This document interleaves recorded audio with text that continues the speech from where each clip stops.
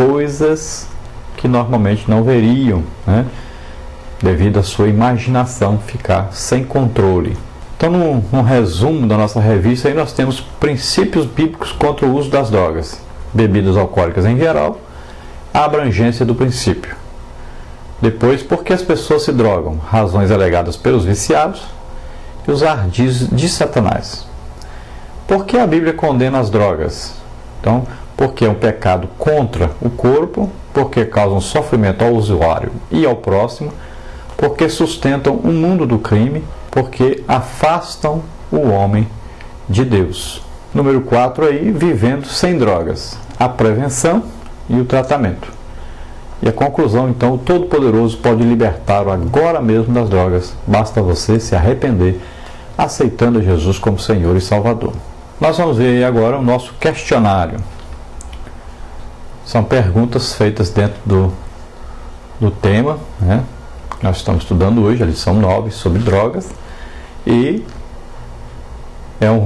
dentro do que está escrito dentro da revista, dos comentários do professor Gabi. E você, para responder, leia então a revista da Escola Bíblica Dominical.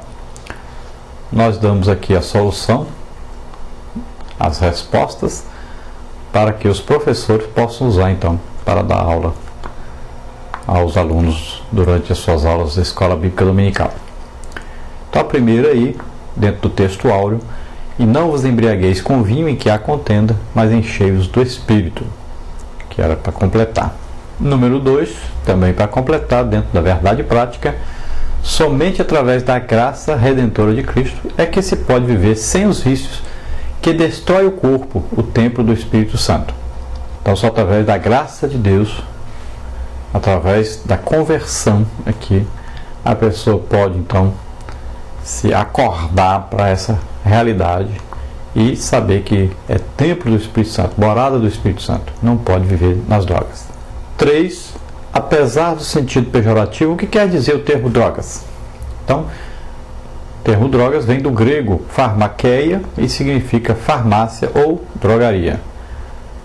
Na Bíblia, a palavra está sempre associada então à feitiçaria ou às atividades demoníacas. Há nas Escrituras várias referências que condenam os vícios e seus funestos resultados. Deus condena aí terminantemente todo tipo de vício, inclusive as drogas. Então, a Bíblia condena totalmente qualquer tipo de drogas que sejam aí, que viciam, né? Que sejam alucinógenas, que sejam embriagantes, qualquer tipo. Não é porque lá não está escrito maconha, crack, heroína, não é porque não está escrito isso que quer dizer que pode. Não. Qualquer tipo de droga alucinógena, viciante, né, embriagante, é condenada pela Bíblia, porque você fica fora do seu controle, fica fora do domínio de Deus e do seu próprio domínio. Então, das características do crente é que ele vive debaixo do domínio do Espírito Santo. O fruto do Espírito Santo tem qualidades, e uma das qualidades é o domínio próprio. Então, a pessoa, quando está aí sob o efeito de drogas ou de bebidas alcoólicas, ele fica sem o domínio próprio totalmente. Há nas Escrituras várias referências que condenam os vícios e seus funestos resultados. Por exemplo, Provérbios 20, 31, Isaías 5, 28, Efésios 5. Então, tudo isso você pode ler e comprovar. Deus condena, então, terminantemente todo tipo de vício, inclusive as drogas. Então, isso foi dentro da introdução, e agora na parte 1, princípios bíblicos contra o uso das drogas. Para completar, a Bíblia é categórica e irredutível. Não vos embriagueis com vinho em que há contenda, Efésios 5,18. Paulo aqui não se refere apenas ao efeito entorpecente do vinho, mas à embriaguez de modo geral provocada por qualquer tipo de bebida. Ele estava plenamente consciente de que o cristão jamais deve se embriagar. Trata-se de um princípio divino. Vinho em que há contenda. Então, a bebida alcoólica que vai provocar a contenda, a separação, a briga, né, discussões. E a pessoa vai fazer e falar coisas dentro dessa embriaguez que ele está. E essas coisas vão ofender as pessoas, vão causar brigas e divisões. e vão causar muitas vezes até espancamento e muitas vezes acidentes e coisas terríveis. Só vai para o mal. Depois, número 5, a abrangência do princípio. Se Efésios 5,18 se refere a um princípio bíblico geral contra as bebidas entorpecentes, podemos depreender que o mesmo texto também condena o uso desnecessário e abusivo de outras substâncias nocivas ao organismo. Então podemos aprender aí que todo tipo de coisa que você vai fazer que é nociva ao seu organismo, ao seu corpo, pessoa que abusa de qualquer coisa que vai prejudicar o seu corpo, ela está cometendo pecados, está fazendo coisas contrárias à palavra de Deus. Por exemplo, nós podemos falar aí sobre coisas que a pessoa às vezes nem percebe, né? Mas o uso excessivo de café, o uso excessivo de Coca-Cola. Então são muitas coisas que podem trazer um mal ao seu corpo, né? O beber aí refrigerante demais, né? O comer comida demais, o comer comidas gordurosas, comidas que prejudicam o organismo, tudo isso é pecado. Nós vimos na lição passada sobre a glutonaria. Então aí entra também as drogas, a bebida alcoólica. Então tudo que prejudica o corpo, o bom funcionamento do corpo, que é o templo, morada de Deus na terra, tudo isso é um pecado contra o seu próprio corpo. Na parte número 2 aí, porque as pessoas se drogam. Então dei algumas razões alegadas pelos viciados, segundo o pastor David Wilkerson, fundador do Centro Desafio Jovem de Nova York, Estados Unidos. Então, primeiro, como símbolo de independência. Então o jovem se droga para ficar independente. Ele acha que, estando aí sob o efeito das drogas, naquele momento ele está independente. Seus pais não têm autoridade nenhuma sobre ele. E eles acham agora, nesse momento, que nenhuma autoridade está sobre eles. Eles estão totalmente livres para fazer o que quiser, para pensar o que quiser, né? Deixa os pensamentos soltos aí. É onde Satanás se aproveita. Depois, uma outra coisa que eles alegam, que é para fugir da infelicidade no lar.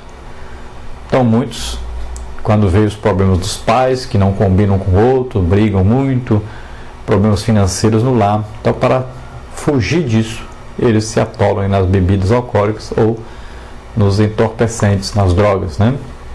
Depois, outros dizem que é por curiosidade. Então vem os amigos falando, vê as propagandas, né, por toda parte, gente falando que experimenta, vê propaganda na televisão, vê em rádio, vê nas novelas, e vê por aí nos filmes, e vê nas revistas, nos jornais, vê tanta coisa, tanta propaganda, que acaba então ele cedendo por curiosidade. Depois, alguns alegam que para ser aceito num grupo de jovens mais avançados. Então, às vezes no colégio tem lá um grupo de jovens que aparecem mais, tem namoradas, né, que se divertem muito, e eles fazem uma propaganda tremenda das suas vidas, e a pessoa fica querendo participar daquele grupo, e para entrar naquele grupo ele tem que participar das bebidas alcoólicas, das drogas, e acaba então experimentando e entrando por esse caminho. Depois alguns dizem que é por causa da influência do grupo. Então alguns já fazem parte de um grupo, e esse grupo vai por este caminho, começa a fazer reuniões nas casas de um do outro, a bebida alcoólica rolando solta, daqui a pouco já a bebida já não está sustentando, não está sendo suficiente, começa então a entrar pelo rumo das drogas, e acaba essa pessoa se envolvendo. Depois outros dizem que é por fuga aí de problemas emocionais. Então alguns dizem que entraram por esse rumo porque estavam tendo problemas emocionais, por exemplo, um namoro que se acabou, um noivado que se acabou, um casamento que se acabou, uma coisa assim, e a pessoa entra por esse rumo para fugir então desses problemas emocionais. Depois tem os outros que dizem que por medo de ser taxado de covarde por seus amigos, ou de quadrado, né, alguma coisa assim, acabam participando dessas coisas, porque ficam com vergonha dos seus amigos, ficam com vergonha de eles chamarem eles aí de quadrados, de covardes, né, de medrosos e tal, e acabam participando. Então veja bem que são todos os problemas que as pessoas têm, insegurança e a falta então dos limites impostos pelos seus pais a falta do ensino verdadeiro, a falta de uma resposta para as outras pessoas. É preciso dar uma resposta, é preciso a pessoa ter a personalidade própria, saber o que é certo, o que é errado e saber responder de acordo com a palavra de Deus, com a vontade de Deus. Depois, número 7, como as drogas se apresentam com suas consequências fatais? Provérbios 23, 29 a 35, né? 1 Coríntios 3, 17, falando dessas consequências fatais. Então, como as drogas se apresentam? Então, eles se apresentam como uma ilusória válvula de escape. Então, a pessoa